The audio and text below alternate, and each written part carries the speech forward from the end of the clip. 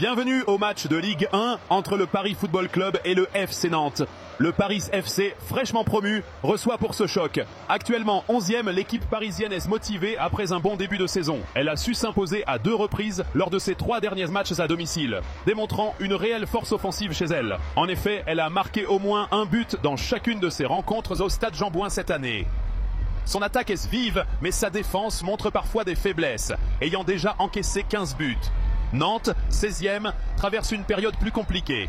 Avec seulement une victoire cette saison, l'équipe nantaise cherche ses marques sous la direction de son nouvel entraîneur. Leur principal point faible réside dans l'efficacité offensive, avec seulement 5 buts inscrits. Cependant, le club possède un historique très favorable face au Paris FC, remportant leurs 5 dernières confrontations. Ce match s'annonce donc comme un affrontement entre la dynamique positive du promu parisien et la volonté de Nantes de renouer avec la victoire.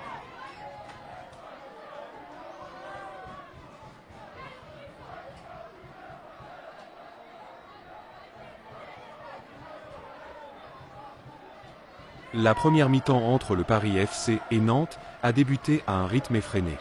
Les visiteurs ont frappé les premiers dès la 2e minute de jeu, Youssef El Arabi trouvant la lucarne d'une superbe frappe du pied droit depuis 20 mètres. Les Parisiens n'ont pas tardé à réagir, égalisant à la 15e minute par Samir Chergui, qui a achevé de près un corner mal dégagé par la défense nantaise.